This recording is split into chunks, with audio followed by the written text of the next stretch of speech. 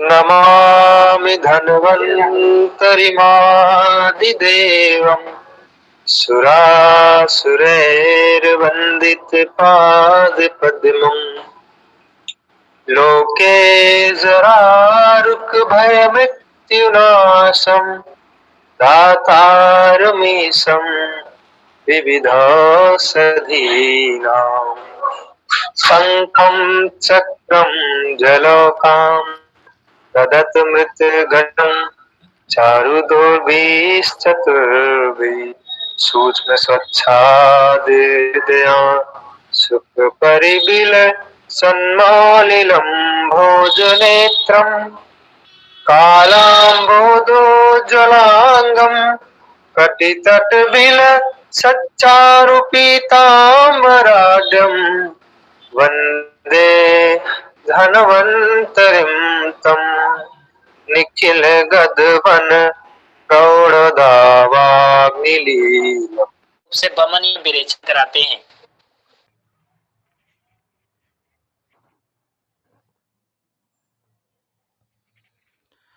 सभी साथियों को नमस्कार। भगवान धन्वंतरि की कृपा से आज की कक्षा का प्रारंभ कर रहे हैं।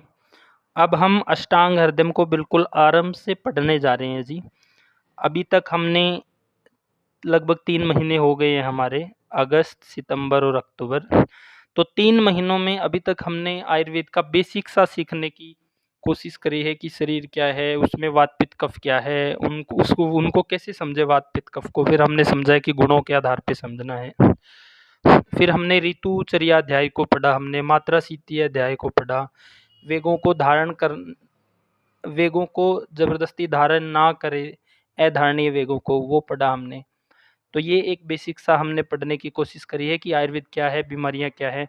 अब हम सीक्वेंस से पढ़ेंगे जी। तो पहले अध्याय में पेज नंबर अपना 3 पे पढ़ेंगे जी, आयुर्वेद का प्रयोजन। हम आयुर्वेद क्यों पढ़ रहे हैं और आयुर्वेद का उद्देश्य क्या है, तो शुरुआत यहाँ से करेंगे जी। इससे पहले वाला टॉपिक कई बार शायद गुरुदर्शन जी डिस्कस भी कर चुके हैं। तो कोई एक साथी पढ़ दो जी, आयुर्वेद का प्रयोजन।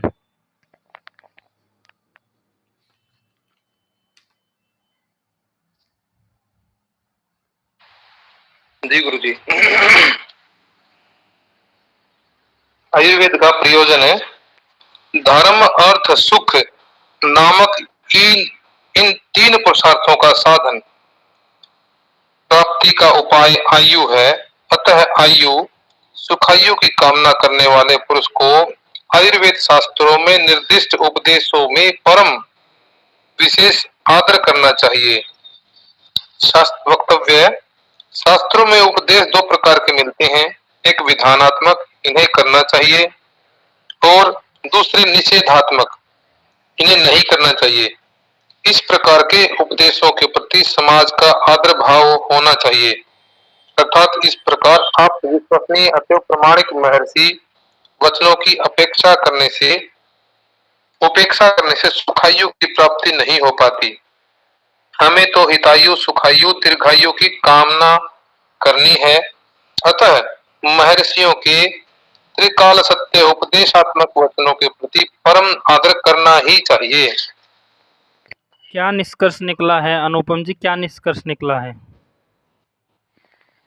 ये कह रहे जी, गुरु जी बोले जो है ना, आयुर्वेद का प्रयोजन जो है वो है धर्म अर्थ और सुख, और ये सारे का सारा जो है आयुर्वेद में निर्दिष्ट है, आप्त पुरुषों के द्वारा जो है निर्देशित है।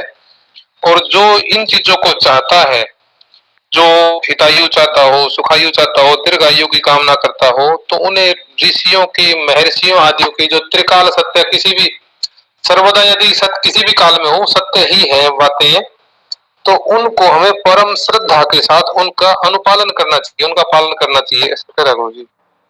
इसमें कहा गया है जी आयुर्वेद का प्रयोजन। भाई आयुर्वेद की जरूरत क्या है, हमें क्या जरूरत पड़ी आयुर्वेद की, क्यों हमारे लिए आयुर्वेद महत्व का है। तो इसमें कहा गया है कि इस सृष्टि में कोई भी मनुष्य पैदा होता है तो वो जब तक इस अपना जीवन व्यापन करे, जब तक वो जिए, तो उसका एक उद्देश्य शास्त्र बताते हैं कि उसके जीवन का उद्देश्य है कि वो धर्म का कार्य करे, हर कार्य से उसको अर्थ की प्राप्ति हो और सुख उसको प्राप्त हो।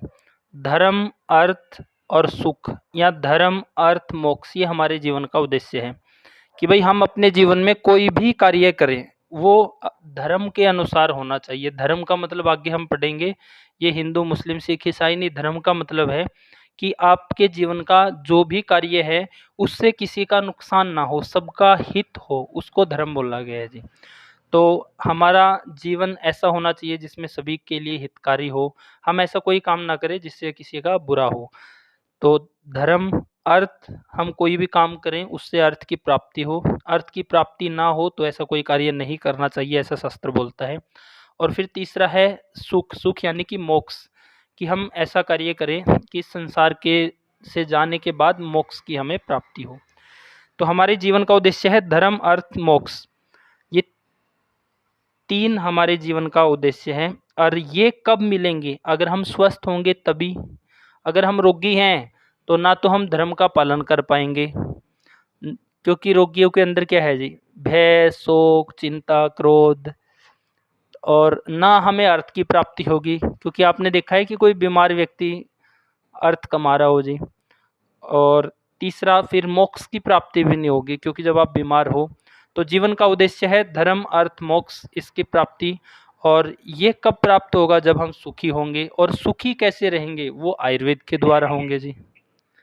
तो जब हम आयुर्वेद के अनुसार अपना आहार विहार, दिनचर्या, ऋतुचर्या रखेंगे तो हम सुखी रह पाएंगे जी।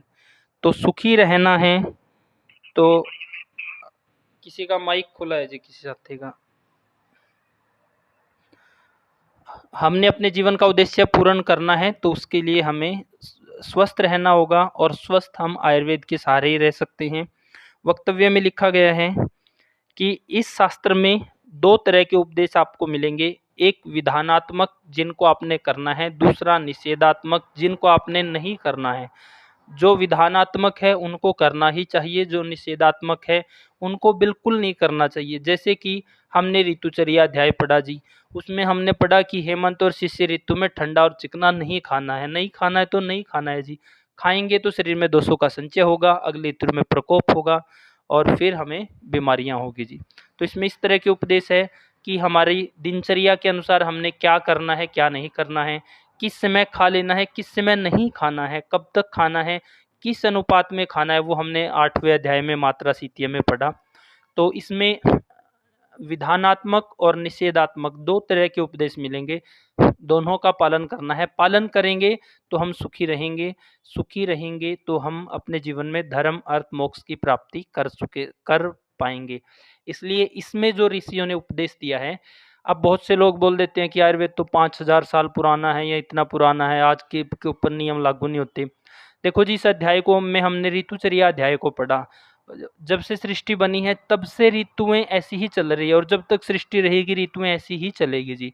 जब तक सृष्टि चलेगी यही नियम है कि आपके हेमंत और शिशिर में ठंडा चिकना खाने से कफ जमा होगा, अगली ऋतु में ऋतु प्रभाव से वो प्रकोप भी होगा, अगर संचय है तो वसंत ऋतु में। फिर ग्रीष्म ऋतु में ये सदियों से यही है जी कि जेठ आषाढ़ में रुक्ष गुण प्रभावी रहता है, तो यहाँ पे रुक्ष और लघु खाएंगे तो वात का संचय होगा। अगली ऋतु में वर्षा में प्रकोप होगा।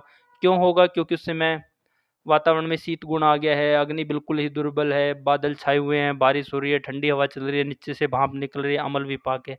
तो जो इसमें लिख दिया है, जैसे ऋतुचर्या अध्याय है, जब से सृष्टि शुरू है और जब तक सृष्टि रहेगी वो नियम ऐसे ही बने रहेंगे जी।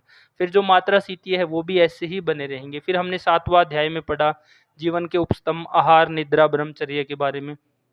जब तक सृष्टि है ऐसे ही ये सब लागू होगा जी। तो इस शास्त्र में जितना जो कुछ भी लिखा गया है, और चाहे कितने ही वर्षों पहले लिखा गया हो, जब तक सृष्टि रहेगी ये शास्त्र लागू ही रहेगा जी। किसी साथी को संशय तो नहीं है कि जी उस समय और अब में काफी बदलाव हो गया है? संजय जी, अनुपम जी, कोई डिफरेंस तो नहीं समझ पा रहे? ना गुरुजी, कुछ नहीं, फर्क नहीं होता, होता ही नहीं, हो ही नहीं सकता। ये त्रिकाल सत्य है, ये तो भूत भविष्य वर्तमान में सत्य ही रहेंगे, ऐसे एकाट्य सत्य है ये। ठीक है जी। तो आयुर्वेद की हमें जरूरत क्यों है जी? क्योंकि मनुष्य का मनुष्य के जीवन का उद्देश्य है धर्म अर्थ मोक्ष की प्राप्ति, और वो तभी होगी जब हम स्वस्थ होंगे। स्वस्थ होने के लिए हमें आयुर्वेद का ज्ञान होना जरूरी है। जब हमें ज्ञान होगा तब हम स्वस्थ रहेंगे। दवाई और डॉक्टर के सहारे अकेले स्वस्थ नहीं हो सकते जी, वो पिछले 3 महीनों में हमने पढ़ ही लिया है जी। तो इसमें जो ऋषियों ने लिख दिया है उसका जो विधानात्मक है उनका अच्छे से पालन करना है, जो निषेधात्मक है उनको नहीं करना है जी, यही इसमें कहा गया है। आगे पढ़ो जी। महर्षि चरक ने आयुर्वेद शब्द की व्याख्या करते हुए कहा है, हिताहितम सुखम दुखम आयुषतस्य हिताहितम मानम च तच्च युक्त यत्रोक्तम आयुर्वेदः स उच्यते।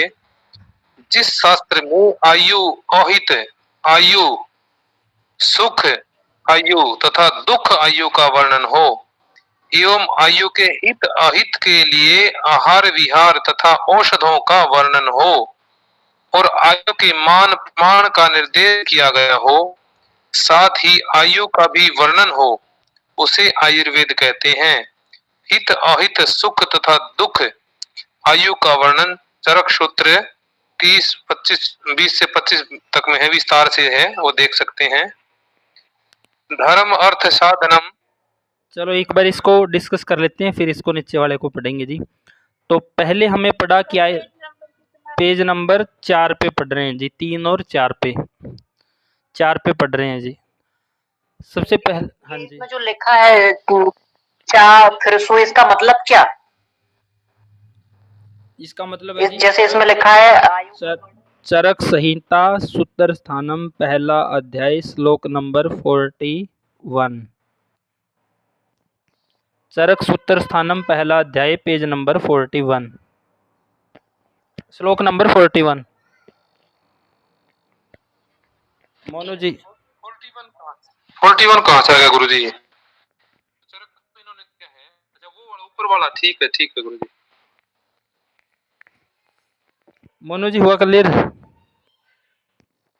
हाँ गुरु जी। ठीक है, हमने तीसरे अध्याय का सबसे अंतिम श्लोक जो पढ़ा है कि भाई आयुर्वेद का प्रयोजन, आयुर्वेद की जरूरत क्यों पड़ी है, वो हम पढ़ चुके हैं। अब इसमें कहा गया है कि आयुर्वेद क्या है जी, किस चीज़ को आयुर्वेद बोला गया है। तो इसमें कहा गया है जी, ऐसा शास्त्र जिसमें आयु की जानकारी हो, उसके लिए क्या हितकर है क्या अहितकर है, क्या हमारी सुख आयु का आधार है, किससे हमें दुख का, कब दुख की हमें प्राप्ति होगी, इन सब का वर्णन है। जो आयु के लिए हित अहित आहार विहार औषध सब कुछ इसमें बता दिया गया है। ऐसे शास्त्र का जिसमें जानकारी है ज्ञान है उसको आयुर्वेद कहा गया है जी। तो इसमें है कि आयुर्वेद क्या है, आयुर्वेद शास्त्र क्या है या आयुर्वेद क्या है? ऐसा शास्त्र जिसमें हमें स्वस्थ रहने के नियमों की अच्छे से जानकारी हो, क्या हमारे लिए हितकर है क्या अहितकर है, किस प्रकार के नियमों का पालन करने से सुख की प्राप्ति होगी, किन नियमों का पालन न करने से दुख की प्राप्ति होगी। जिस शास्त्र में ऐसी जानकारी दी गई है वो आयुर्वेद और आयुर्वेद शास्त्र है जी।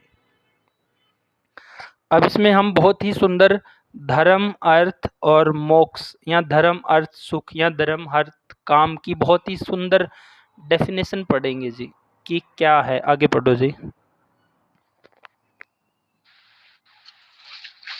धर्म अर्थ सुख साधनम।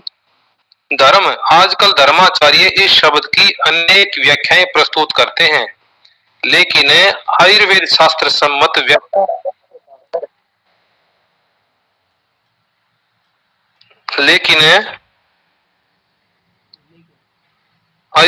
आयुर्वेद शास्त्र सम्मत व्याख्या इस प्रकार है, दीयते लोकः अनेन इति धर्म है, जिससे लोक का धारण पोषण होता है।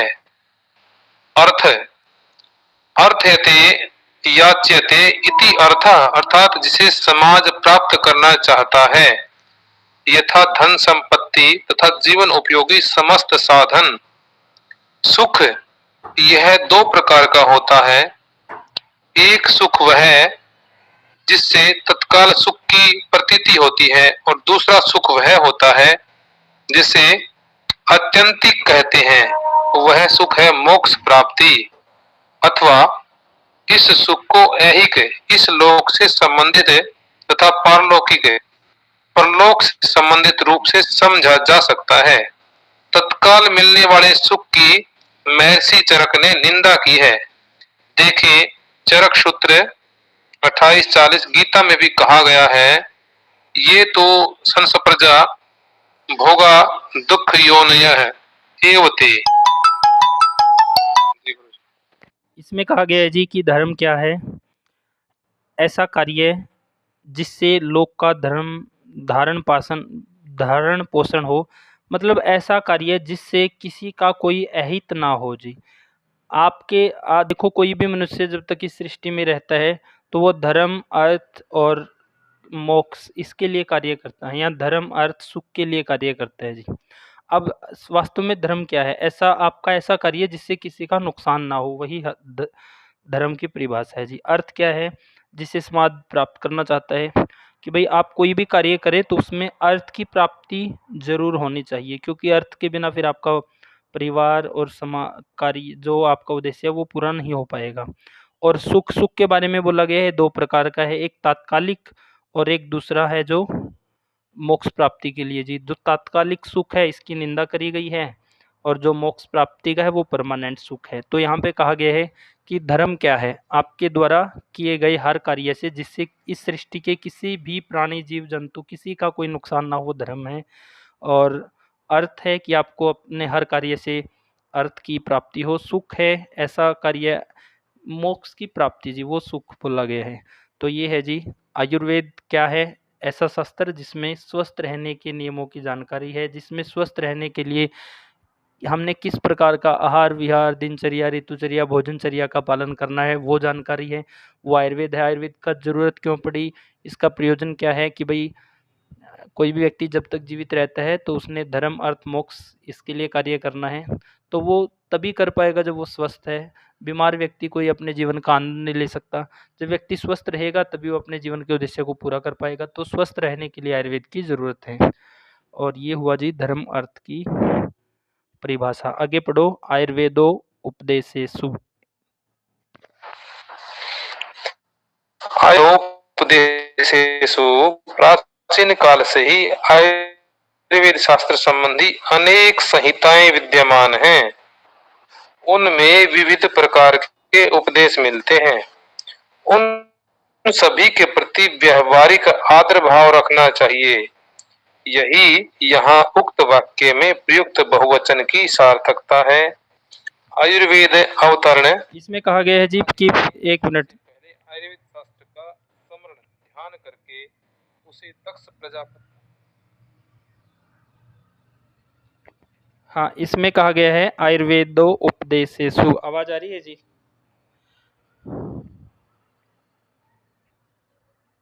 इसमें कहा गया है जी कि प्राचीन काल से अनेक आयुर्वेद की संहिताएं लिखी गई है। उनमें हल्का फुल्का मतभेद हो सकता है, लेकिन सभी के प्रति हमने आदर भाव रखना है। और सभी जो भी संहिताएं हैं वो आप पुरुषों के द्वारा लिखी गई है, और आप पुरुषों के जो वचन हैं वो हमेशा शाश्वत होते हैं, तो उसका हमें आदर भाव से पालन करना चाहिए जी। आगे बताया गया है कि आयुर्वेद का अवतरण कैसे हुआ, इसको गुरुदर्शन जी काफ़ी डिटेल में कई बार बता चुके हैं। आगे पढ़ो जी। अष्टांग हृदय का स्वरूप। अब कोई आपसे ये पूछ ले कि आप क्या पढ़ रहे हो जी, अष्टांग हृदय पढ़ रहे हो, अष्टांग हृदय है क्या? आप कैसे डिफाइन करोगे इसको? पढ़ो जी। अष्टांग हृदय का स्वरूप। अष्टांग हृदय का स्वरूप।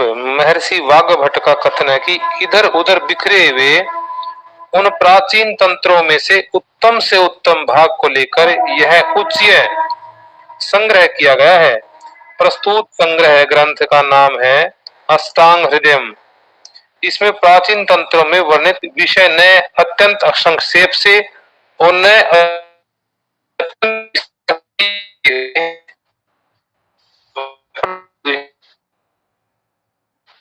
भ्राता जी आवाज कट रही है, मुझे कट रही है क्या सर? आपकी आवाज कट रही है अनुपम जी, सबको ही कट रही है जी। आप पढ़ दो विक्की जी। विक्की जी की भी कट क्या रही थी मेरे पास। गुरु जी हाँ, मेरे नेटवर्क मेरे यहाँ भी प्रॉब्लम है, मैंने इसलिए। कोई बात नहीं, अब पढ़ो जी। अब आगे डिक्टेशन हो। मैं पढ़ूं? अष्टांग हृदयम का स्वरूप। महर्षि भागवत का कथन है कि इधर उधर बिखरे हुए उन प्राचीन तंत्रों तंत्रों में से उत्तम सार भाग को लेकर यह उच्च संग्रह किया गया है। प्रस्तुत संग्रह ग्रंथ का नाम है अष्टांग हृदयम। इसमें प्राचीन तंत्रों में वर्णित विषय न अत्यंत संक्षेप से और न अत्यंत विस्तार से ही कहे गए हैं। वक्तव्य पढ़ेंगे। पढ़ दो जी, पढ़ दो।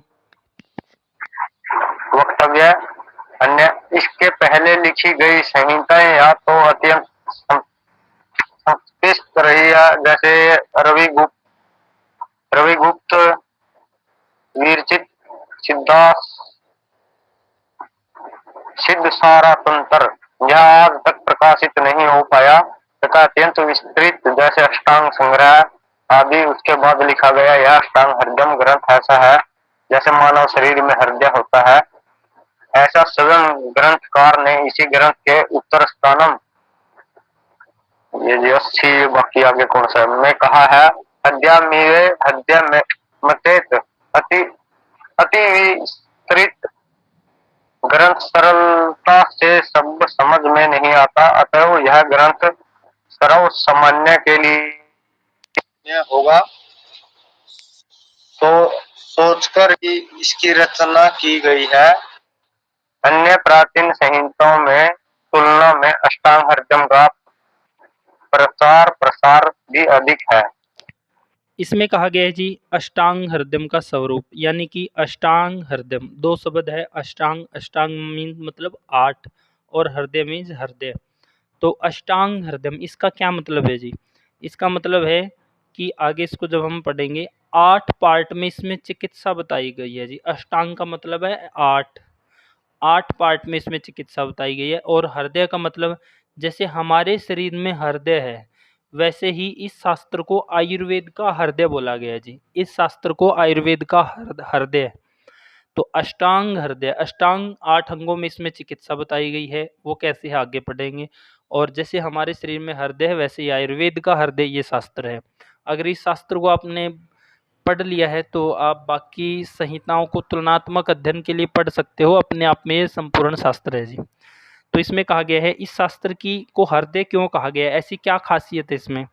तो इसमें कहा गया है कि महर्षि वाग्भट ने इस शास्त्र में इधर उधर बिखरे हुए उन प्राचीन तंत्रों में से, प्राचीन संहिताओं में से उत्तम सार भाग को लेकर इसका संग्रह किया है।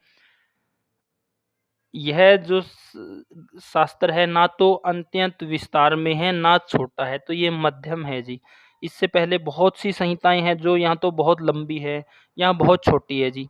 जो बहुत लंबी है उसमें वो इतनी लंबी है कि उनको पढ़ना थोड़ा डिफ़िकल्ट है। जो शॉर्ट है बहुत, उनमें पूरा टॉपिक है नहीं पूरा।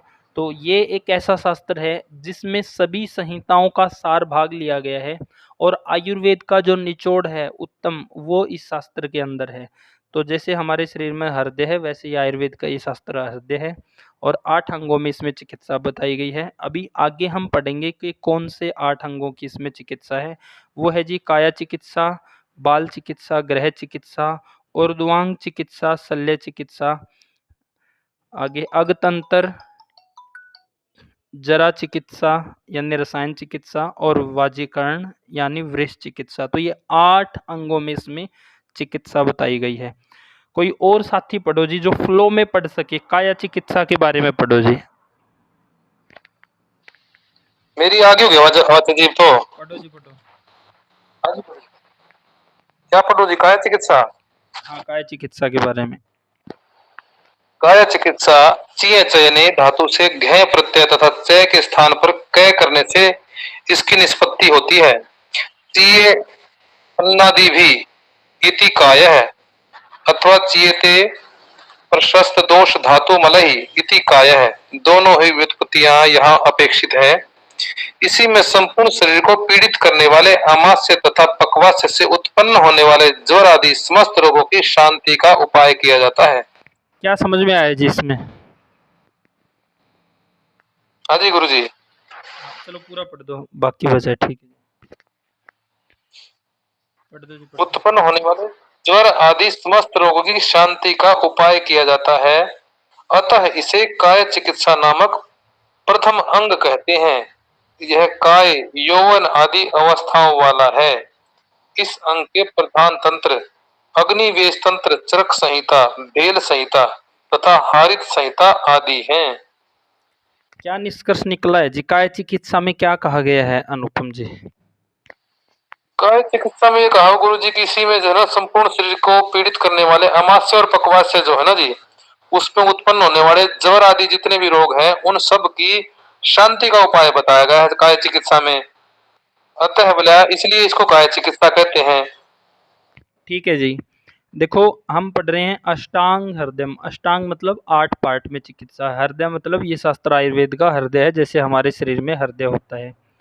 तो इसमें बोला गया है 8 पार्ट में से सबसे पहला जो पार्ट है वो है जी काया चिकित्सा। काया चिकित्सा का सीधे से शब्दों में अगर बात करें तो क्या मतलब है कि भाई पेट से होने वाली हर बीमारी, यानी कि आमाशय और पक्वास्य, ज़्यादातर बीमारियां कहाँ से है जी? सर्वे रोगा अपि मंदाग्नो, यानी कि हर बीमारी अग्निमंद होने से होती है।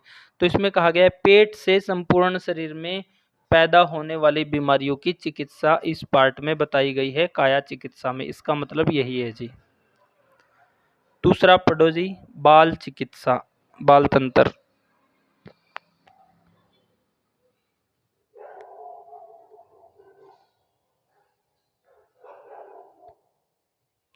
पढ़ो जी आगे। जी गुरु जी, बाल तंत्र या कुमार भृत्य बालकों के शरीर में परिपूर्ण बल तथा धातुओं आदि का अभाव होने के कारण इस का स्वतंत्र वर्णन किया गया है, क्योंकि इनकी सभी प्रकार की औषधियां भिन्न प्रकार की होती है। दूध भी इन्हें माता या धात्री, भाई या उपमाता का देने की प्राचीन काल से व्यवस्था है, जिसका वर्णन साहित्यिक ग्रंथों में भी उपलब्ध होता है। यहाँ एक शंका होती है कि बालकों की भांति वृद्धों की भी चिकित्सा का भी स्वतंत्र उपदेश आचार्यों ने क्यों नहीं किया? इसका समाधान इस प्रकार है। वृद्धावस्था पूर्ण युवा अवस्था के बाद में आती है, अतः इसकी चिकित्सा का अधिकांश अंग काय चिकित्सा में ही समाविष्ट हो जाता है, और जो कुछ अंश शेष रह जाता है उसके निराकरण के लिए 7वें रसायन तंत्र की व्यवस्था की गई है। इस विषय का प्राचीन ग्रंथ केवल काश्यप संहिता है, जो संप्रति खंडित उपलब्ध होता है। इसके अतिरिक्त चरक शारीरिक अध्याय 8 तथा चरक चिकित्सा स्थान अध्याय 30, सुश्रुत शारीर स्थान अध्याय 10 एवं सुश्रुत उत्तर 27 से लेकर के 37 तक देखें। क्या कहा गया है जिसमें बाल तंत्र में?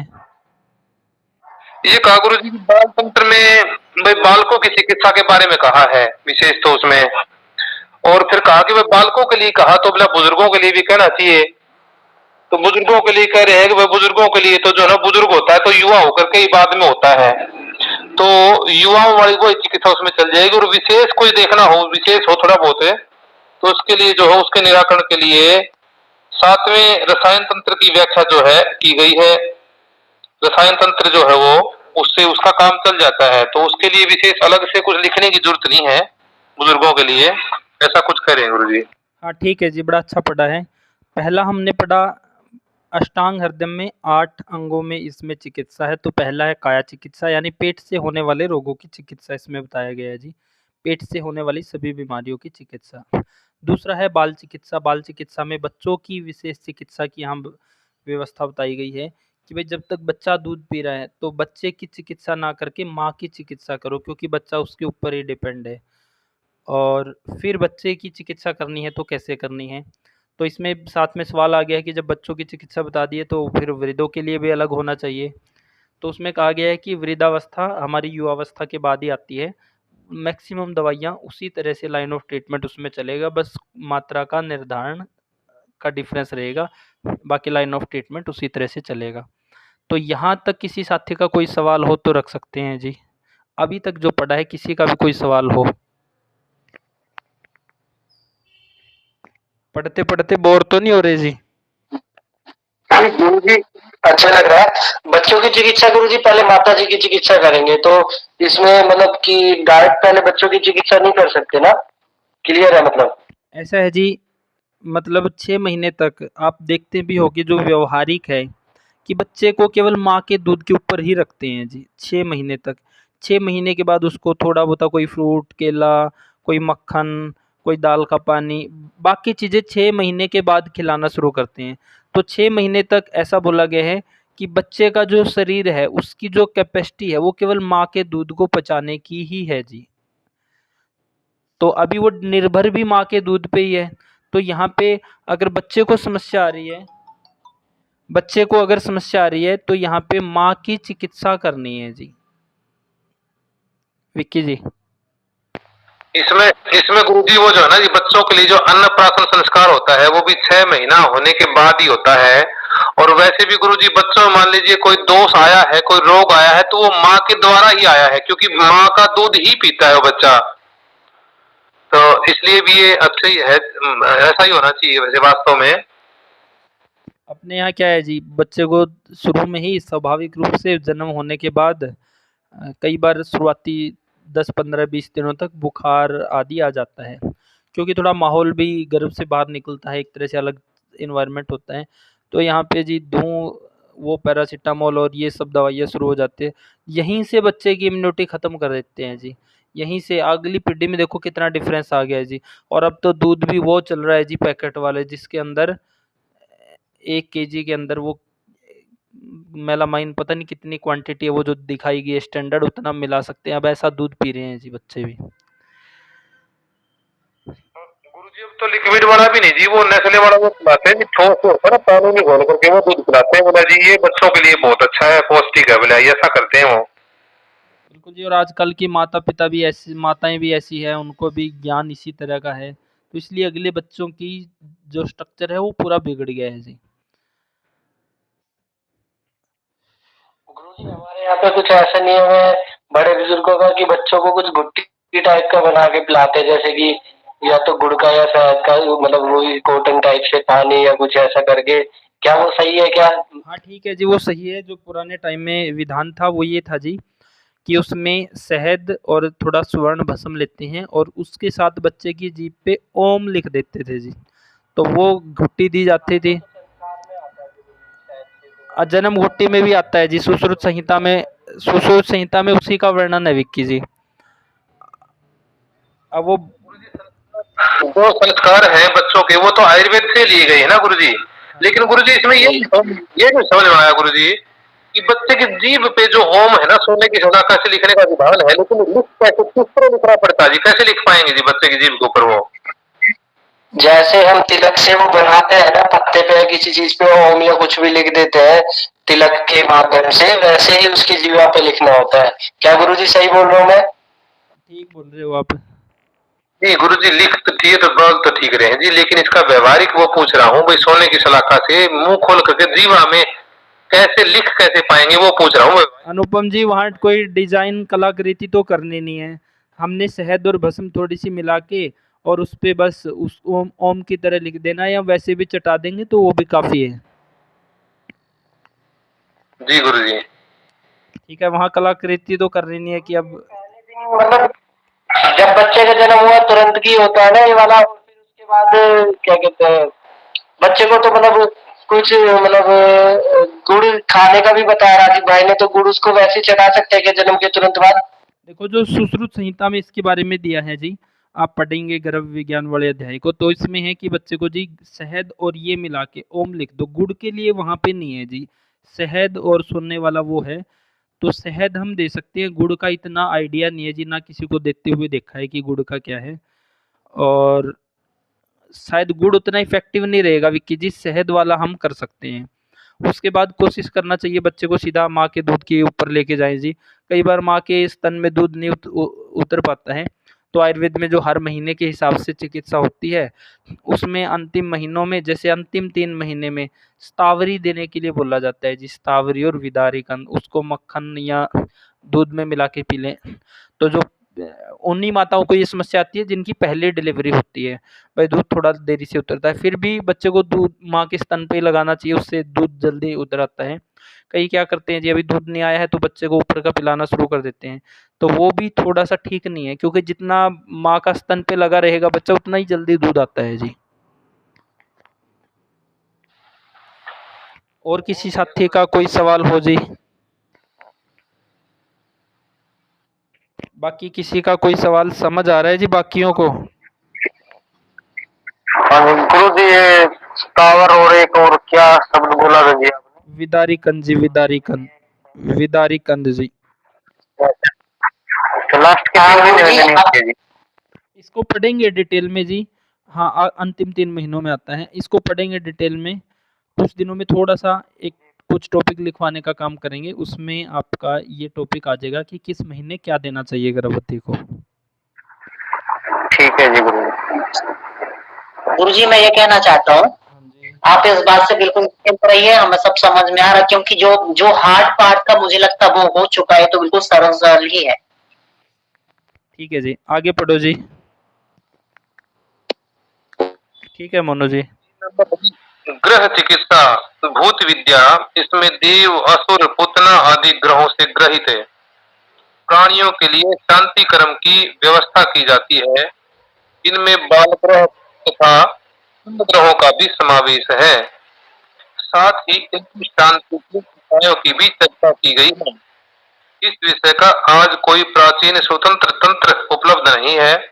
केवल चरक संहिता निदान स्थानम, चरक आदि सुश्रुत संहिता, उत्तर तंत्र अध्याय 27 से 37 तक का तथा अध्याय 60 में भूत विद्या का वर्णन मिलता है।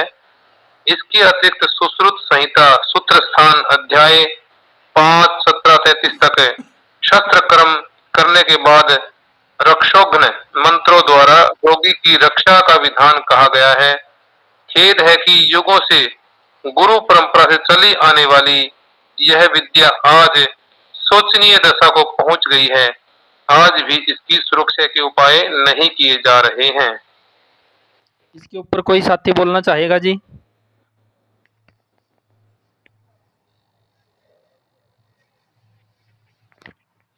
ग्रह चिकित्सा आयुर्वेद इसको इस तरह से मानता है जी कि भाई आप के जो पवित्र दिन या आदर्श दिन है, जैसे कि होली है, दिवाली है, मकर संक्रांति है, या कोई त्योहार का दिन है, या पवित्र दिनों में, इन दिनों में बोला गया है जी कि जैसे इन दिनों में शराब पीने के लिए मनाही है, संभोग करने के लिए मनाही है, इन दिनों में गर्भ भी नहीं ठहराना चाहिए। ऐसे ही जो अपनी जो अन्य धारणाएँ हैं, अवधारणाएँ हैं, भई पवित्र दिनों में अपवित्र कार्य करने से या शुभ दिनों में अपवित्र कार्य करने से, जैसे कि अमावस्या और पूर्णिमा, इन दिनों में वैसे भी नॉर्मली भी संभोग नहीं करना चाहिए जी। और फिर जो नियम हमने 7वें अध्याय में पढ़े थे कि किन-किन स्थितियों में कहाँ-कहाँ संभोग नहीं करना चाहिए। और पूर्णिमा व अमावस्या हर 15 दिन पे ये दिन आता है, और फिर कुछ विशेष दिन होते हैं। इन सब में जब हम अशुभ कार्य करते हैं तो यहाँ से फिर ग्रह दोष होते हैं, आयुर्वेद ऐसा मानता है जी, क्योंकि शुभ दिनों में अशुभ कार्य करने से। तो इसमें ग्रह चिकित्सा बताई गई है कि हम उस तरह की व्याधियों से कैसे बाहर निकल सकते हैं जी। अगला पढ़ो जी, और द्वांग चिकित्सा 3 पार्ट। गुरुजी इसको ये मान लीजिए संयोग करना है या संतान उत्पत्ति करना है, तो इसको क्या आयुर्वेद ये दृष्टि से देखता है इस कार्य को? ये तो उत्तम कार्य है वैसे तो। उत्तम कार्य तो है, लेकिन फिर भी कुछ विशेष दिन है, जैसे अमावस्या है, पूर्णिमा है, या त्योहार के दिन हैं। इन दिनों में संभोग की मनाही है, और इन दिनों में जिन दिनों में निषेध है, इन दिनों में अगर खासकर अमावस्या, पूर्णिमा, इन दिनों में अगर गर्भ ठहरता है तो विकलांग संतान ही होती है, ऐसा शास्त्र बोलता है जी। इसके पीछे क्या कारण रहेगा गुरुजी? अनुपम जी मैं एक छोटा सा उदाहरण देकर आपको समझाना चाहता हूँ। मान लीजिए जैसे जब किसी की शादी होती है, बारात जाती है, तो किस तरह आपने अगर कभी देखा होगा तो बहुत, जैसे हम उसको लोकल भाषा में बोलते हैं, वो क्या बोलते हैं उसको, कि अलग प्रकार का कार्यक्रम जो होता है उसको, तो वो एक प्रकार का जब उस टाइम पर चलता है, जैसे वो उसको बहुत से लोग बोलते हैं कि वो अलग महिला का कार्यक्रम होता है, लेकिन वो कार्यक्रम हर समय तो नहीं चल सकता ना, वो केवल विशेष दिन में चल सकता नहीं। अगर उस समय के लिए वो अच्छा है, लेकिन फिर अगर उसके ना होने पर करेंगे तो फिर वो अच्छा नहीं है। आपकी बात मोनू भाई समझ नहीं पाए, कौन से कार्य के बारे में कह रहे हैं? मैं बता रहा हूँ, ये भी कहना चाह रहे हैं शायद कि ना, जो महिलाओं का गीत संगीत का कार्यक्रम चलता है शादी ब्याह में 1-2 दिन पहले, तो उस कार्यक्रम को मतलब रेगुलर नहीं चला सकते। हाँ, बारात जाने के बाद वो महिलाएं संगीत में नाट्य करती हैं, नाटक कुछ करती हैं, मतलब बारात ले जाने का ऐसा कुछ। वो उस समय के लिए अच्छा है, लेकिन हर समय के लिए अच्छा नहीं है। तो वही ऐसा ही कुछ यहाँ पर है कि ये एकदम अच्छा। अनुपम जी, नहीं अनुपम जी, मुझे लगता है कि जो चंद्रमा की गति है ना, जैसे पूर्णमासी और अमावस्या को, वो जैसे कल हम चर्चा कर रहे थे, पूर्णिमा के दिन क्या पानी ऊपर की तरफ जाता है और अमावस्या को नीचे की तरफ जाता है, सबसे नीचे की तरफ। तो शायद ऐसा कुछ लिंक हो सकता है, जो मुझे लगता है। जी जी जी संजय जी, ऐसा तो कोई लॉजिक वाली बात तो मान सकते, लेकिन ये जो कहे ना, रोज तो हम कोई भी काम नहीं कर सकते थे, वो दिवाली। हाँ ठीक है, वो तो थोड़ा विचार वाली बात थी, बट हाँ ये टेक्निकली मुझे लगता है कि शायद ये सिर्फ फिट बैठे, ज्यादा लंबा हो जाएगा। वैद्य एकादशी के दिन जैसे फैलेरियल कुछ प्रॉब्लम में कुछ लोग दवा देते हैं एकादशी के दिन, ये भी तो गृह चिकित्सा में ही आएगा ना? हाँ जी, आएगा जी।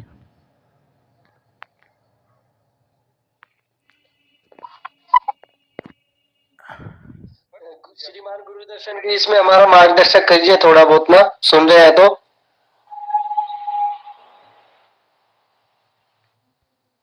हाँ जी, आपने कहना जी गुरु जी।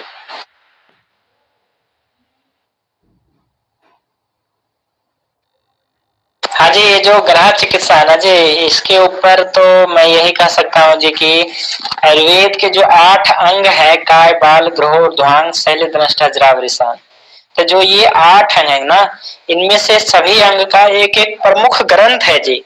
जैसे कि हम काय चिकित्सा की बात करते हैं तो चरक संहिता है, बाल चिकित्सा की बात करते हैं तो कुमार भृत्य है, ग्रह चिकित्सा की बात करते हैं तो कोई इसका स्वतंत्र ग्रंथ नहीं, यानी कि उसका कोई एक विशेष ग्रंथ नहीं है।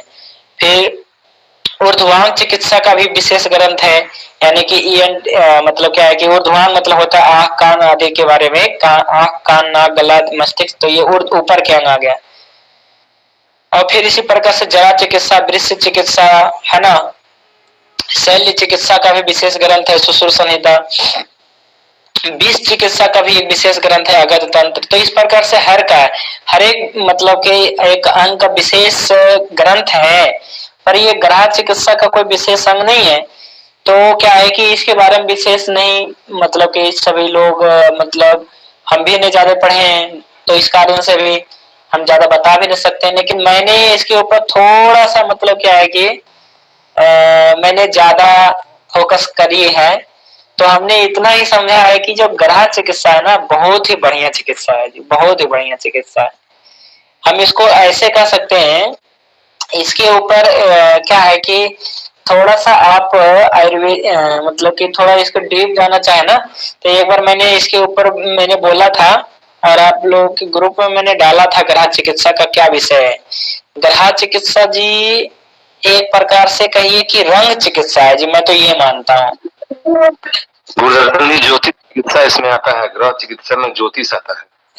ज्योतिष आता है ना, तो यही मैं बताना चाहता हूँ। आप तो सभी जानते हैं कि जो नवग्रह है, तो नवग्रह के अपना अपना एक स्पेशल एक पौधा है जी, सभी जानते हैं, और स्पेशल रंग भी है, आप सभी जानते हैं, है कि नहीं, और स्पेशल रतन भी है ना, कि ऐसा अंग भी होता है ग्रह का, ग्रह की क्या हो गया, हाँ जी हाँ जी, यही है ग्रह चिकित्सा जी, है ना। तो हम इसके ऊपर रहते हैं, है ना, 5 मिनट 10 मिनट लगेगा भले समय, पर इसके ऊपर ग्रह चिकित्सा का बहुत बड़ा शास्त्र है, वो मेडिकल एस्ट्रोलॉजी में पढ़ाया जाता है उसको, ग्रह चिकित्सा का। हाँ जी, हाँ जी, चिकित्सा मतलब ग्रहों की चिकित्सा ब्रॉड है। ग्रहों की चिकित्सा आप समझ लेते हैं तो वो कुछ अलग है, मैं थोड़ा कहता हूँ, है ना। तब तक सुनील जी कहेंगे, है ना। प्रोजेक्ट को फ्राइडे को रख लेते हैं ना गुरुशरण जी, नहीं, कोई जिसको उससे ज्ञान होगा ना उस दिन रख लेते हैं इसको, आधे घंटे का सेशन।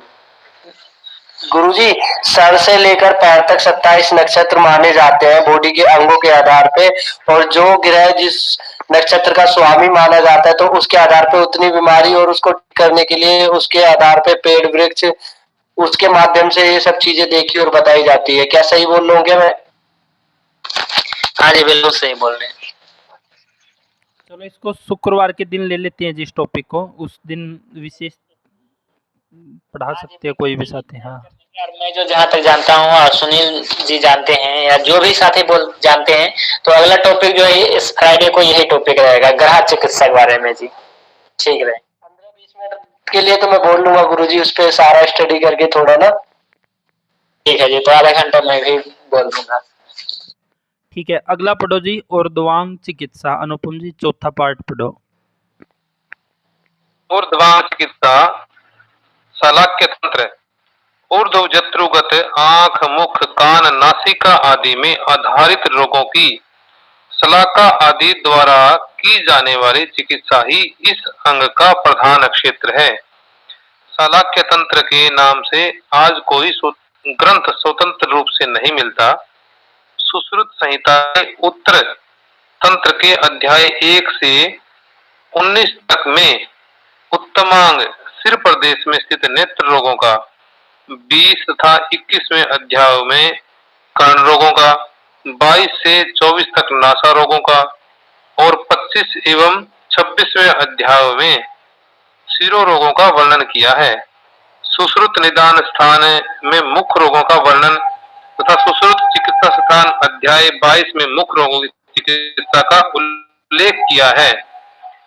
चरक चिकित्सा स्थान अध्याय 26 में श्लोक 104 से 117 तक, नासा रोग निदान 118 में, शिरो रोग निदान 119 में, 119 से 123 तक, मुख रोग निदान 127 से 128 में, कर्ण रोग निदान तथा 129 से 131 तक नेत्र रोग निदान का वर्णन मिलता है।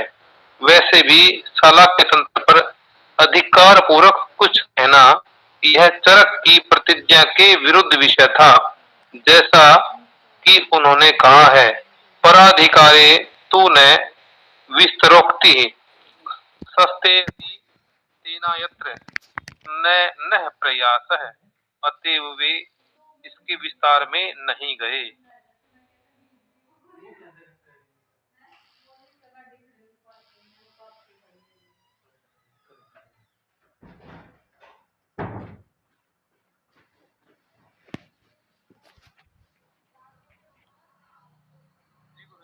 तो ये है जी ऊर्ध्वांग चिकित्सा। हाँ, ये ऊर्ध्वांग चिकित्सा, इसमें भी अपना उत्तर स्थान में बहुत डिटेल में इसके बारे में दिया गया है जी।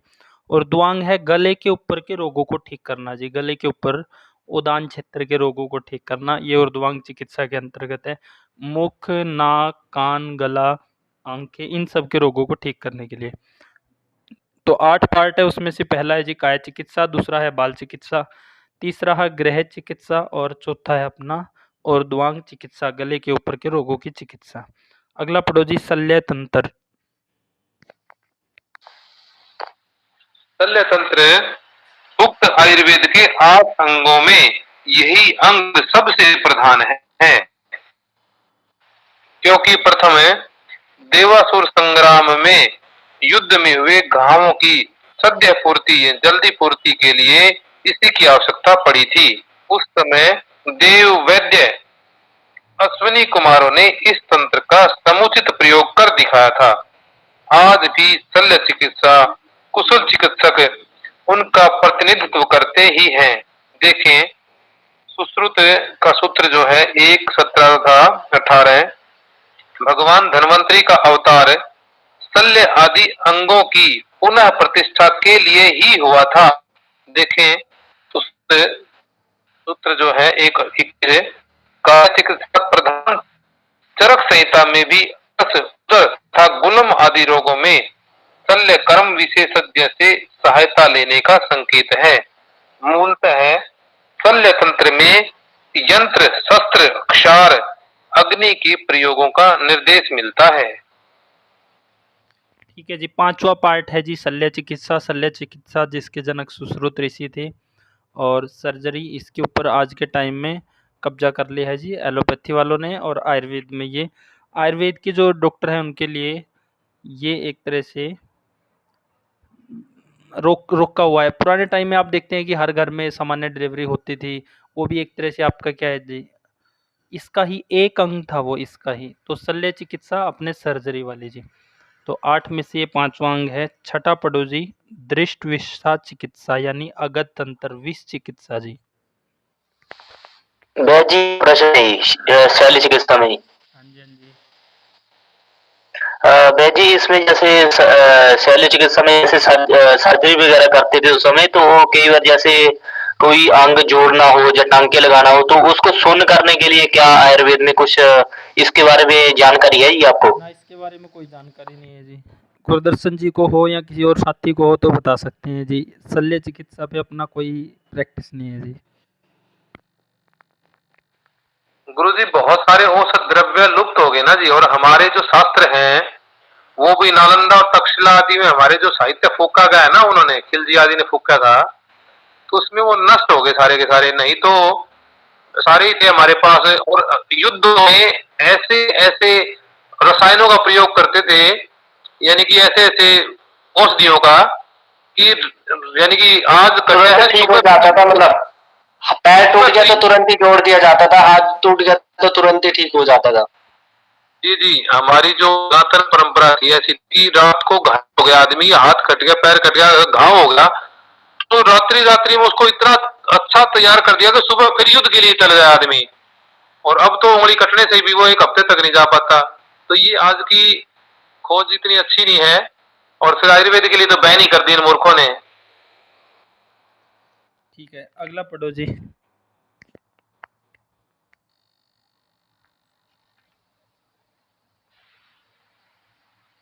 आगे दृष्टा दस्त्राविष चिकित्सा अगध तंत्र महर्षि वाग्भट द्वारा रचित है। दोनों संहिताओं संग्रह तथा हृदय में अष्टांग रूपी आयुर्वेद का विभाजक सूत्र एविकल रूप से प्राप्त होता है। इससे हम इस निर्णय पर पहुंचते हैं कि इन्होंने सुश्रुत संहिता को आदर्श मानकर सर्प, कीट, लूता आदि में प्रथम परिगणित सर्प शब्द को प्रमुख मानकर दस्त्रा शब्द का प्रयोग किया होगा, क्योंकि प्राधान्येन व्यपदेश यह सूत्र सर्वत्र अपनाया जाता है। पीड़ाकरण पीड़ाकरण सामान्य गुण तो होता ही है। अंगद तंत्र उसे कहते हैं जिसमें सर्प आदि जंगम तथा वत्सनाभ आदि स्थावर विषयों के लक्षणों का एवं विविध प्रकार के मिश्रित विषयों, गर्भ विषयों का वर्णन तथा उनके शांति के उपायों का वर्णन हो। सामान्य रूप से बस ठीक है, इसमें इतना ही पढ़ो, आगे ज़्यादा कुछ खास है नहीं पढ़ने में। तो जो अगध तंत्र है इसमें है जी कि विष की चिकित्सा कैसे करनी है। किसी प्राणी ने काट लिया है, किसी ने विष पी लिया है, या किसी भी तरह से विष अंदर चला गया तो उसकी चिकित्सा कैसे करनी है। तो 8 पार्ट में से पहला है जी काया चिकित्सा, दूसरा है बाल चिकित्सा, तीसरा है गृह चिकित्सा, चौथा है ऊर्ध्वांग चिकित्सा, 5वां है शल्य चिकित्सा, छठा है अगध तंत्र, 7वां है रसायन और 8वां है वाजीकरण जी। अगला पढ़ो जी रसायन तंत्र।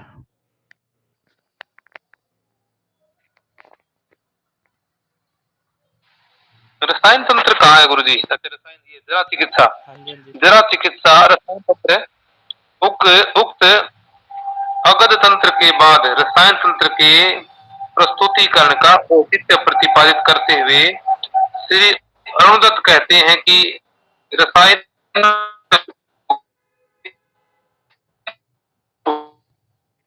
आवाज कट गई है जी।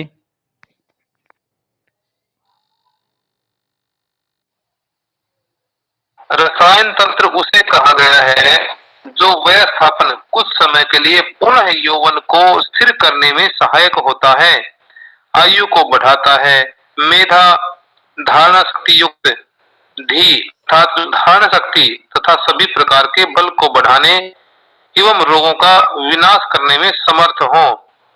इस प्रकार का भी कोई प्राचीन स्वतंत्र ग्रंथ उपलब्ध नहीं होता। इसकी पूर्ति के लिए देखें चरक चिकित्सा स्थान अध्याय 1 के चारों पाद तथा चरक आदि के जो है 27 से 30 आदि जो है जी गुरु जी। तो ये है जी रसायन तंत्र। तो रसायन तंत्र उसे कहा जाता है जो कुछ समय के लिए पुनः युवावस्था को स्थापित कर दे, धातुओं को अच्छा बना दे और आयु को बढ़ाता है, मेधा धारण शक्ति को अच्छा करता है, सभी प्रकार के बल बढ़ाता है, रोगों का विनाश करने में समर्थ है। तो इसके लिए ये रसायन और वाजीकरण जो ये 2 पार्ट है, ये 39वें और 40वें अंतिम 2 अध्याय इस शास्त्र के हैं, उसमें बड़ा अच्छा दिया गया है जी रसायन और वाजीकरण के बारे में, और बड़े कारगर उपाय है वो, खासकर वाजीकरण चिकित्सा में बहुत सहयोगी है जी, वो शुक्र आदि को ठीक करने के लिए। अगला पढ़ो जी वाजीकरण तंत्र। वृक्ष चिकित्सा वाजीकरण तंत्र वाजीव अत्यर्थम मैथुने शक्तः क्रियते येन तद वाजीकरणम। वाजीकरण तंत्र उसे कहते हैं जो अल्प मात्रा वाले शुक्र का संतर्पण करता है, दूषित शुक्र को शुद्ध करता है, क्षीण शुक्र को बढ़ाता है और सूखे हुए शुक्र के उत्पादन के उपायों का निर्देश करता है। लिंग में परहर्षता को उत्पन्न कर नर नारी में संतानोत्पादन शक्ति को पैदा करता है। वर्षित इति वृक्ष। इस अभिप्राय से भले ही इस तंत्र को वृक्ष चिकित्सा कहा जाए, अन्यथा वृक्ष शांड जिन चेष्टाओं के बाद सोच कर मैथुन में प्रवृत्त होता है उसे सुश्रुत ने सौगंधिक नामक नपुंसक कहा है। देखिए सूत्र स्थान जो है जैसे सांड तथा कुत्ता, इस विषय से संबंधित भी कोई प्राचीन ग्रंथ उपलब्ध नहीं होता। इसके लिए केवल चरक आदि जो है इनका सबका अवलोकन करें। वाजीकरण के लिए वृष तथा वाजी शब्दों का प्रयोग हुआ है। वृष का अर्थ है वर्षतिथि वृषः, अर्थात जो योनि में वीर्य की वर्षा करे, किंतु वह वृष सांडवादी घोड़े के समान वेग वाला नहीं होता। अतः अधिकांश क्षेत्रों में वाजीकरण शब्द ही प्रसिद्ध है।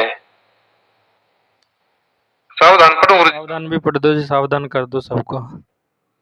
सावधान। रसायन एवं वाजीकरण प्रयोगों का उपयोग केवल स्वास्थ्य वर्धन एवं प्रजनोत्पादन के लिए ही होना चाहिए। दुराचार या दुष्प्रवृत्ति के लिए कभी भी इनका प्रयोग न करें। ऐसा करने से हानि भी होती है, होगी ही निश्चित रूप से। साथ ही इनका प्रयोग योग्य चिकित्सक की देखरेख में ही करें। इनके सेवन काल में जितेंद्रिय होना अति आवश्यक है, तभी पूरा लाभ मिलता है। तो ये है जी वाजीकरण चिकित्सा। वाजीकरण चिकित्सा क्या करता है जी? वाजीकरण तंत्र उसे कहते हैं जो अल्प थोड़ी मात्रा वाले शुक्र को बढ़ाने का काम करता है। दूषित यानी जो शुक्र दूषित है वात आदि दोषों से, उसकी शुद्धि करता है। क्षीण कमजोर शुक्र को बढ़ाता है। सूखे हुए शुक्र को का उत्पादन करता है और मैथुन शक्ति को अच्छा करता है। इसके लिए वाजीकरण तंत्र की आवश्यकता है, और ताकि इन सब समस्याओं को दूर करके अच्छा शुक्र धातु और मैथुन शक्ति हो और एक उत्तम संतान की प्राप्ति हो, इस उद्देश्य के लिए वाजीकरण तंत्र है। जो स्वस्थ व्यक्ति है वो भी अपने शुक्र को और अच्छा बना के आदर्श संतान की प्राप्ति हो। जी, तीन टीकाकारों ने विकृता का अर्थ स्वभाव प्रयुक्ता किया है जो निश्चित है, तथापि दोषों का अपना स्वभाव क्या है यह कहना थोड़ा कठिन है, क्योंकि ये मनुष्यों के आहार विहार पर निर्भर रहते हैं और ऋतु परिवर्तन आदि पर भी। आप ध्यान दें, बात पित्त कफ का नाम केवल दोष ही नहीं है, अपितु इन्हें धातु तथा मल भी कहा गया है। देखें हमारे शरीर में इन वात आदि की स्थिति इस प्रकार है। जब ये शरीर को रुग्ण, विकृत या दूषित करते हैं तब ये दोष कहे जाते हैं। जब ये मानव को स्वस्थ रखते हैं तब धातु, और जब ये शरीर को मलिन करते हैं तब कहा जाता है। विशेष द्रष्टव्य कुछ संस्करणों में इसके आगे एक पद इस प्रकार का प्राप्त होता है। जी गुरुजी। ठीक है, इसमें इतना ही पढ़ना था। इसमें कहा गया है जी, वात आदि दोष जब बढ़ जाते हैं, विषम हो जाते हैं, यानी कि वो बढ़ जाते हैं, समप्रमाण से अधिक हो जाते हैं या समप्रमाण से कम हो जाते हैं, क्षय हो जाता है, तो दोनों स्थिति में बीमारी पैदा करती हैं। वात आदि दोष सम अवस्था से अधिक बढ़ जाएंगे तो भी बीमारियां हैं, और उनका क्षय होगा तो भी बीमारियां हैं, और वो समता में रहेंगे तो शरीर स्वस्थ रहेगा, वो जीवन का आधार है। और वक्तव्य में बड़ी अच्छी लाइन बोली गई है जी कि वात पित्त कफ का अपना स्वभाव क्या है यह कहना कठिन है, क्योंकि ये मनुष्यों के आहार विहार और ऋतु परिवर्तन पर निर्भर करते हैं। इसमें कहा गया है जी, वात पित्त कफ अपने आप ना घटते हैं ना बढ़ते हैं, उनका बिगड़ना, ऊपर हमने पढ़ा है कि वात पित्त कफ समता में रहेंगे तो हम स्वस्थ रहेंगे, वात पित्त कफ समअवस्था से अधिक बढ़ जाएंगे या घट जाएंगे तो रोग होंगे जी। अब वात पित्त कफ का घटना और बढ़ना वो मनुष्य के आहार विहार और ऋतु के ऊपर निर्भर करता है। अगर हमारा आहार विहार और भोजनचर्या, ऋतुचर्या, रात्रिचर्या बिल्कुल ठीक है तो वात पित्त कफ बैलेंस में रहेंगे। अगर ये हम बिगाड़ रहे हैं तो ही वात पित्त कफ बिगड़ेंगे। तो वात पित्त कफ अपने आप नहीं बिगड़ते, ये मनुष्य के गलत आहार विहार आदि के कारण बिगड़ते हैं जी, ऐसा इसमें कहा गया है। आगे पढ़ो जी, दोषों के स्थान तथा प्रकोप काल।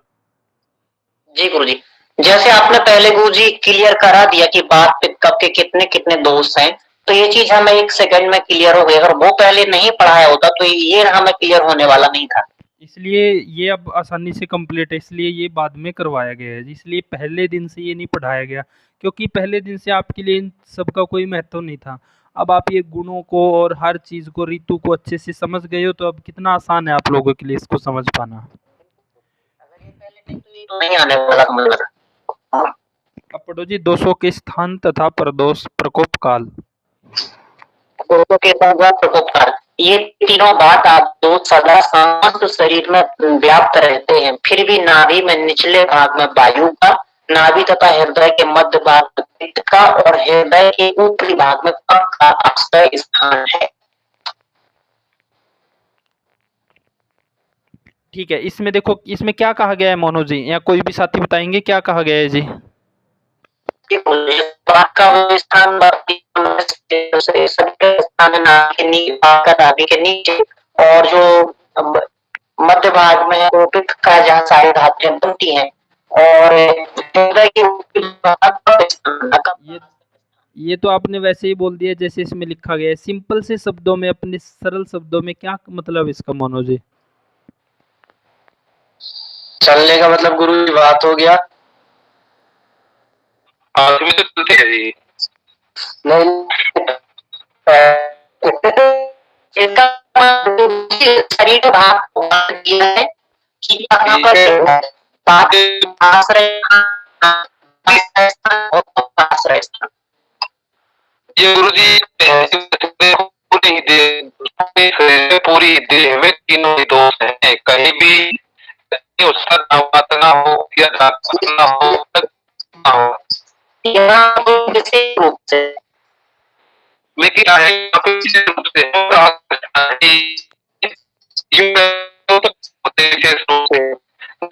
में बात पैदा होता है।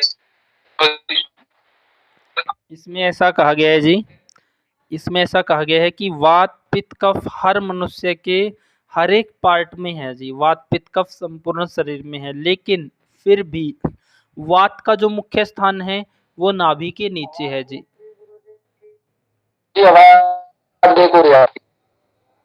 थोड़ी आप लोगों की भी आवाज़ कट के आ रही है, मैं समझ रहा था कि कहीं मेरी आप लोगों के पास ठीक जा रही हो तो आप लोग समझ पा रहे हो। अभी भी नहीं आ रही है जी?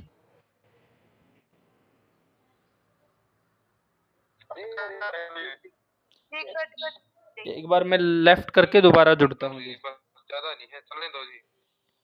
अगर ठीक आ रही हो तो इसमें कहा गया है जी कि वात पित्त कफ हर मनुष्य के शरीर वात पित्त कफ हर मनुष्य में हर एक पार्ट में है, लेकिन फिर भी वात का जो मुख्य स्थान है वो नाभि के नीचे है, बड़ी आंत। पित्त का जो मुख्य स्थान है वो नाभि के आसपास है, अपना छोटी आंत। और कफ या ग्रहणी स्थान, और कफ का जो मुख्य स्थान है वो है हृदय जी। तो इसमें ये कहा गया है कि वात पित्त कफ संपूर्ण शरीर में है, लेकिन इसका मुख्य स्थान वात का नाभि के नीचे और पित्त का नाभि के आसपास और कफ का हृदय में जी। तो समझ आया जी सभी को? कफ गुरुजी हृदय में है या फिर फेफड़े हृदय होते के हैं गुरुजी? ऊपरी भाग में।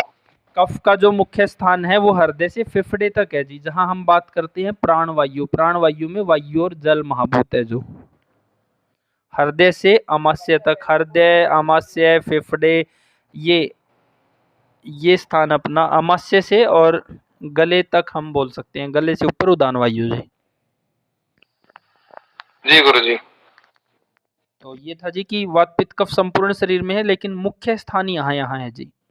अब पढ़ो जी, व्यय आदि के अनुसार, यानी कि उम्र के अनुसार वात पित्त कफ की क्या स्थिति है। आगे पढ़ो जी।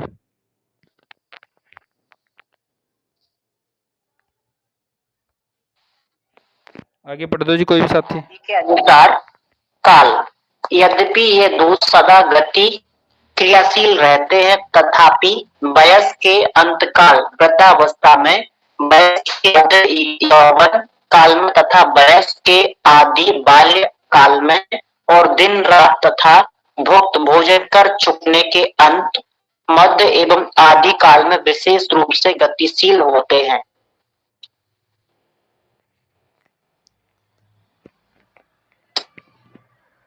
वक्तव्य और पढ़ो इसका मोनो जी। जी गुरु। मतलब उक्त विषय को आप इस प्रकार समझें, यद्यपि वात पित्त कफ ये सभी संपूर्ण शरीर में व्याप्त होकर रहते हैं, तथापि ये क्रम से विशेष करके किस प्रकार रहते हैं इससे बतलाया जा रहा है। अवस्था का अंतिम भाग वृद्धावस्था, दिन का अंतिम भाग 2 से 6 बजे तक, रात्रि का अंतिम भाग 2 से 6 बजे तक, भुक्त अन्न के पचने का अंतिम काल वायु के प्रकोप होने का है। इसका क्या मतलब है, इसका क्या मतलब निकला मोनो जी? वृद्धावस्था का अंतिम भाग, दिन का अंतिम भाग, रात्रि का अंतिम भाग, भोजन पचने के अंतिम काल में वायु प्रकोप, क्या मतलब निकला जी? जैसे गुरु जी इस प्रकार बतलाया जा रहा है, अवस्था अंतिम वृद्ध अवस्था, दिन का अंतिम भाग वृद्ध अवस्था, मान लीजिए वहां पर वात प्रकोप होगा 2 से 6 बजे तक, रात्रि का अंतिम भाग 2 से 6 बजे, जैसे भोजन कर लिया उसमें ठीक है, सभी प्रकार की धातुएं बनेंगी। दिन का मतलब 10 से 2 बजे तक। ठीक है जी। इसमें वृद्धावस्था वात का समय होता है और दिन का अंतिम भाग 2 से 6 वो वात का समय है, रात्रि का अंतिम भाग भी वात का समय है, और अन्न के पचने के अंतिम काल में भी ये वायु प्रकोप होता है जी। आगे पढ़ो जी। अब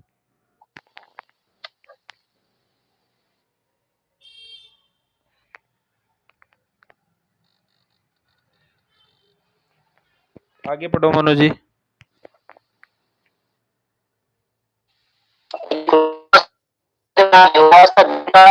मध्य भाग 10 से 2 बजे तक, रात्रि का मध्य भाग 10 से 2 बजे तक, तथा भुक्त पचने का मध्य भाग मध्यकाल पित्त के प्रकोप होने का है। अवस्था का आदि भाग बाल्य अवस्था, दिन का प्रथम भाग 6 से 10 बजे तक का, रात्रि का प्रथम भाग 6 से 10 बजे तक का, भुक्त अन्न के पचने का आदिकाल कफ के प्रकोप का काल है। ठीक है जी। इसमें कहा गया है कि अवस्था का अवस्था का मध्यम भाग युवावस्था है, जो मध्य भाग है वो पित्त का समय है, दिन का दोपहर से 2 बजे तक, रात्रि के 2 बजे तक वो पित्त का समय है, और अन्न के पचने के मध्य काल में तो ये पित्त प्रकोप के टाइम है, और उम्र का आरंभिक काल बाल्यावस्था है।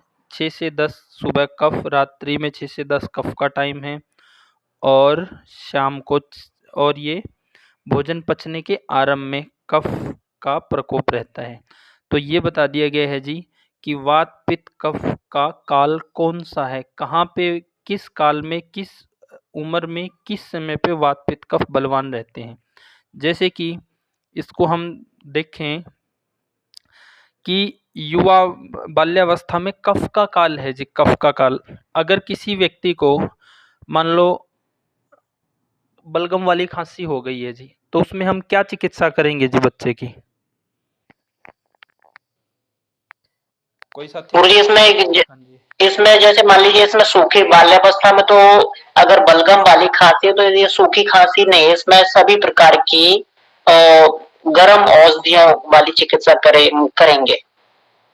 जैसे कि गुरुजी सब्जी में तो कटोरस प्रदान करेंगे, वैसे तो फिर जो है ना, क्यों जी, दूसरे टाइम में तो थोड़ा और भी दवाइयाँ काफी सारी हैं इसमें इस शुष्क जो है दवाइयाँ और कटु तिक्त कसाय रस प्रदान देंगे, जैसे शहद है, अदरक है, ये चीजें, काली मिर्च है। और अगर सूखी खांसी रहेगी तो जैसे घी, दूध में घी डाल के देना, या फिर ये मतलब दालचीनी, मुलठी रहेगी, मुलठी के साथ घी के साथ में लेना, तो इस तरह की चिकित्सा कर सकते हैं।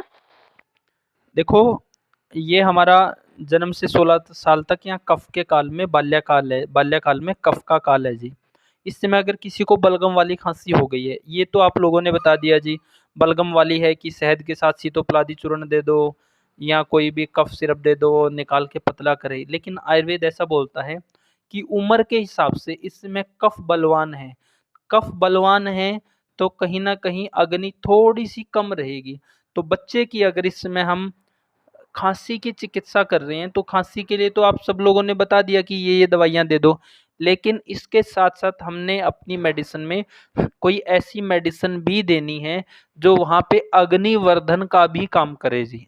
केवल अकेली खांसी-खांसी वाली दवाइयाँ नहीं देनी है जी। ऐसी मेडिसिन भी साथ में रखनी है जो अग्निवर्धन का भी काम करे।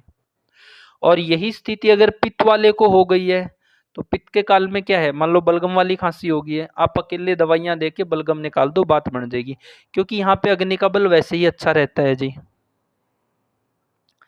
डिफरेंस समझ पा रहे हो जी? ये तो समझ गुरुजी। बात वालों को गुरुजी बुढ़ापे में, हाँ, बुढ़ापे में आप अगर अग्नि वहाँ पे, बुढ़ापे में भी अग्नि में विषमता है जी, वहाँ पे भी आपको अग्नि को ठीक अग्नि को ठीक करते हुए चिकित्सा देनी पड़ेगी जी। अनुपम जी, अग्नि को ध्यान में रखते हुए ही। जी, खांसी जुकाम में गुरुजी वैसे भी टिपिकली थोड़ी सी अग्नि मंद हो जाती है, भूख कम लगती है। बिल्कुल जी। देखो, आयुर्वेद का बेसिक सा सिद्धांत एक ये है जी कि आप किसी भी रोग में चिकित्सा कर रहे हैं, तो आपकी चिकित्सा के अंदर ये गुण होना चाहिए कि अग्निवर्धन हो, क्योंकि सर्वे रोगापि मंदाग्नो। अगर अग्नि अच्छी नहीं है और आप चिकित्सा दे रहे हैं, अग्नि अच्छी नहीं हो पा रही है, तो वो रोगी ठीक नहीं होगा जी। तो आप चिकित्सा किसी भी बीमारी के लिए कुछ भी दे रहे हैं, लेकिन उसमें ऐसी मेडिसिन रहनी चाहिए जिससे कि अग्नि, खासकर दीपन पाचन अनुलोमन बना रहे जी। और ये तो विशेष अवस्था पढ़ ली है कि बाल्यकाल है, कफ की प्रधानता है, तो वहाँ पे अगर कफ बढ़ा है तो आप अग्नि दीपन चिकित्सा साथ में रखेंगे। मध्यम अवस्था वाले में वो जरूरत नहीं पड़ेगी, केवल वहाँ बलगम हटा दो, उसकी वो बात बन जाएगी। और फिर बुढ़ापे में हमने देखना है कि अगर अग्नि बल न्यून है तो देनी है जी, वहाँ पे भी चिकित्सा साथ में अग्नि को बढ़ाने वाली। एक और एग्जाम्पल, लोग क्या करते हैं जी, जिनको मान लो कफज कास या कफज कास श्वास की दिक्कत है जी, कफज सांस है जिनको, वो क्या करते हैं जी, खासकर यहाँ शहरों में ज़्यादातर लोगों को देखते हैं कि लेट खाना खाते हैं जी। लेट खाना खाते हैं, मान लो 9 बजे 10 बजे, और लेट खाते हैं तो उसके बाद सोने से पहले उनको बड़ी तकलीफ होती है जी सांस की। क्यों होती है? क्योंकि कफ की समस्या है उनको, और खाना भी उन्होंने बड़ा लेट खाया है, उस समय पाचन हो नहीं पाता है, तो वहाँ पे उनकी श्वास कष्टता और बढ़ती है जी। अगर यही खाना उन्होंने समय से खा लिया हो मान लो 6 बजे खा लिया है तो वो अग्नि के काल तक पच लेगा जी। तो इस समय भोजन पेट में नहीं होगा, तो इस तरह की समस्या फील नहीं करेंगे। मैक्सिमम जो जितने लेट खाते हैं श्वास वाले इस समय के आसपास तंग होते हैं, क्योंकि इस समय में शीतलता बढ़ जाती है, और जैसे जैसे ही शीतलता बढ़ेगी वो सांस के रोगी को और परेशान करती है जी।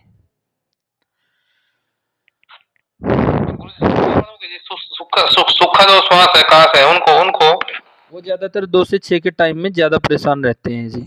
नींद आने पे वो ठीक टिक जाती है उनकी खांसी, जब तक वो सोते रहते हैं। वो भी अगर वो क्या करेंगे जी, अगर वो लेट नाइट तक जग रहे हैं, इनका तो हो गया जी खाने के बाद ये ज़्यादा समस्या फील करते हैं। अगर लेट खाया है, टाइमली खाया तो समस्या फील नहीं करेंगे, लेट खाया है तो समस्या फील करेंगे। और सुखी वाले अगर वो लेट जागरण का काम करेंगे, देरी तक जागेंगे, तो उनको वो परेशान करेगी, क्योंकि जागने से रुक्षता बढ़ती है जी। रुक्षता बढ़ेगी, पहले ही सूखी खांसी है तो वो और भयानक रूप ले लेगी जी।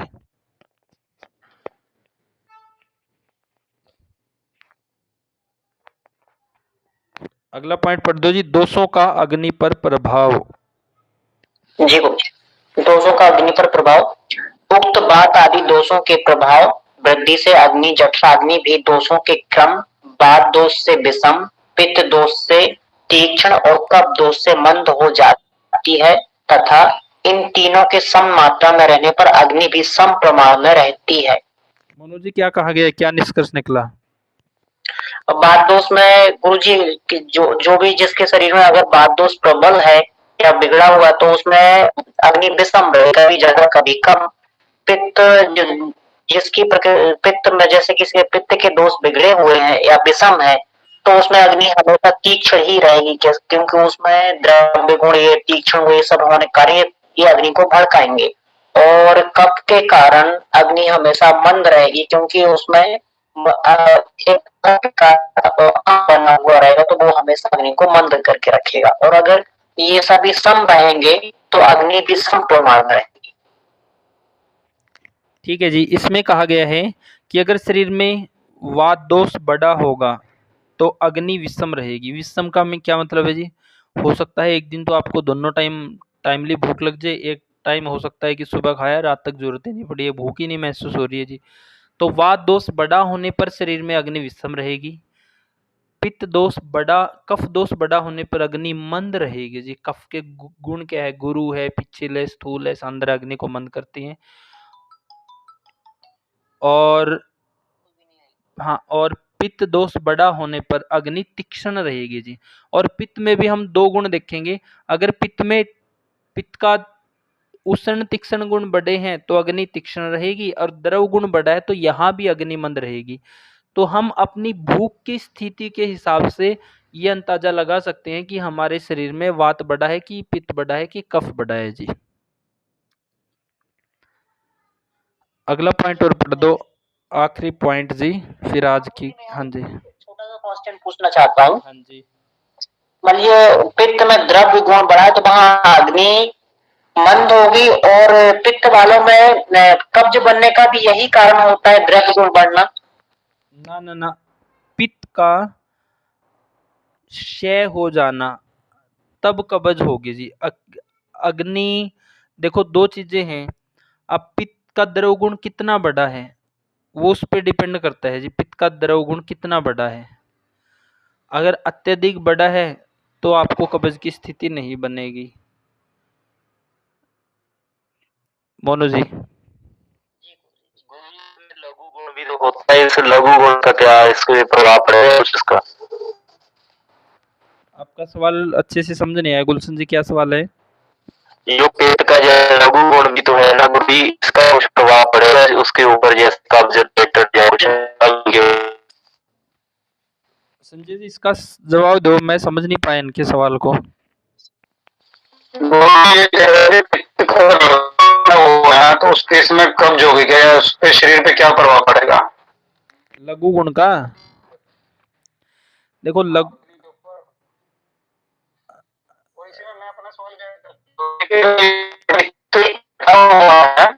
तो उसका अग्नि पे क्या प्रभाव पड़ेगा और उसके लक्षण क्या रहेंगे शरीर में? दोबारा रिपीट करो जी संजय जी आप अपना सवाल। देखिए पित्त का अगर गुण बढ़ा घटा हुआ है, एक तो बढ़े हुए हैं, मतलब कि जैसे उष्ण और द्रव जैसे सारे गुण हैं इसके।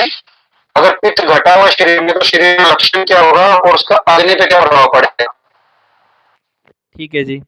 पित्त बड़ा होने पे दो चीज़ें हमारे सामने हैं। पित्त का उष्ण गुण बड़ा है तो शरीर में अधिक प्यास, अधिक पसीना और ये सब रहेगा, अधिक गर्मी लगना और भूख भी अधिक रहेगी उष्ण गुण बड़ा होने पर।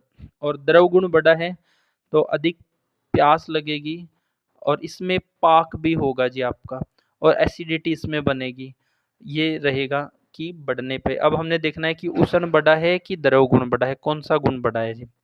और अब दूसरा बात आ गई है, हाँ जी, इसमें घटने पे क्वेश्चन है, मतलब हाँ अब घटने पे आते हैं जी। हाँ अब घटने पे कि पित्त घटेगा तो क्या होगा जी, अग्नि मंद होगी। पित्त घटने का भी दो तरीके से जी, कि एक तो द्रव गुण बढ़ के पित्त घटा है, ठीक है। एक स्वभाव से ही पित्त घट गया है, मतलब आपने आहार ऐसा करे है जो रुक्ष है, बासी है, शीतल है, इस तरह का। इसने क्या किया, द्रव गुण को भी नहीं बढ़ाया है और इस अग्नि भी मंद हो गई है। तो अग्नि मंद होगी इस तरह के अगर आहार विहार, अरुचिकर आहार विहार और स्निग्ध बासी गुरु इस तरह का शीतल किया गया है तो ये भी अग्नि को डैमेज करता है। तो ऐसी स्थिति में अग्नि मंद होगी, भूख नहीं लगेगी। तो और क्या होगा जी, भूख नहीं लगेगी, प्यास नहीं लगेगी। चेहरे पे क्या होगा जी, जो हम भ्राजक पित्त जिससे तेज है वो भी डाउन हो जाएगा जी। तो अग्नि इस तरीके से अगर अग्नि घट रही है तो धीरे धीरे वात वृद्धि वाले लक्षण हमें नजर आएंगे। संजय जी। जी गुरु जी समझा। तो हाँ, अब मोनू जी का सवाल था कि द्रव गुण बढ़ने पे मोनू जी कब्ज नहीं होगी। अगर इस तरीके से अग्नि मंद हुई है तो कब्ज होगी पित्त वाले को। द्रव गुण तो एक तरह से एसिड है तो वो तो हर चीज का भेदन छेदन करता है, तो वहां कब्ज नहीं बनेगी, इस संप्राप्ति से कब्ज बनेगी अगर पित्त का क्षय हुआ है तो। एक मिनट इनका क्लियर कर लें गुलशन जी, फिर आपका ले लेते हैं। मोनू जी हुआ क्लियर? हाँ जी गुरु जी। अब बोलो गुलशन जी।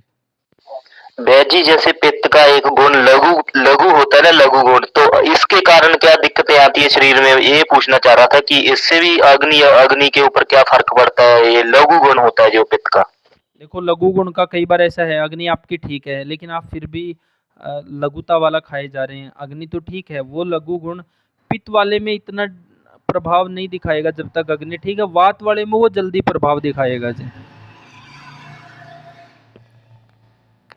गुलशन जी, लघुता का मतलब यही उम्र और हाइट के हिसाब से वजन कम होना। पित्त वाले में जब तक अग्नि ठीक है तो वो कब्ज वाली समस्या भी नहीं बनेगी। वात वाले में विषमता है तो लघु गुण से वात वाले को क्या समस्या बनेगी जी, लघुता है, यानी कि आकाश महाभूत है, वहां पे वायु आवाज करती रहेगी, वायु घूमती रहेगी इधर उधर। मल त्याग नहीं होगा क्योंकि प्रेशर ही नहीं बन रहा है। तो मल त्याग होने से पहले भी रोगी परेशान है, मल त्याग करने के बाद भी परेशान है क्योंकि लघुता के कारण फिर से वायु वहां भर जाएगी। गुलशन जी। ठीक है वैद्य जी।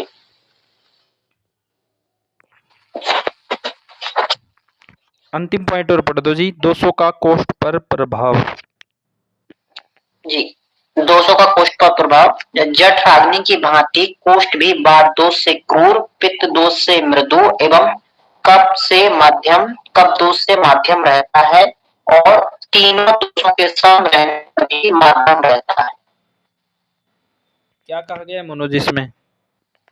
जैसे ऊपर जैसे जठराग्नि ऊपर अग्नि के बारे में बताया, तो ऐसे भी जैसे अगर कोष्ठ के इसमें देखें तो जठराग्नि की भांति कोष्ठ भी वात दोष से वह हमारा हो जाए, पित्त दोष में गर्म होने के कारण मृदु हो जाएगा और कफ दोष में मध्यम रहता, तो मध्यम कफ दोष में मध्यम रहेगा क्योंकि ना तो ये एकदम जकड़ा जकड़ा रहेगा ना ही एकदम मुलायम रहेगा, ये इसमें मध्यम ही रहेगा और तीनों दोषों के सम रहने पर भी मध्यम रहता है। अगर किसी के शरीर में तीनों दोष एक प्रकार से सम है तो फिर ये मध्यम ही रहेगा, ज्यादा कड़ा नहीं होगा, कड़क कड़क नहीं रहेगा और बहुत ही ज्यादा मृदु नहीं रहेगा, मध्यम रहेगा।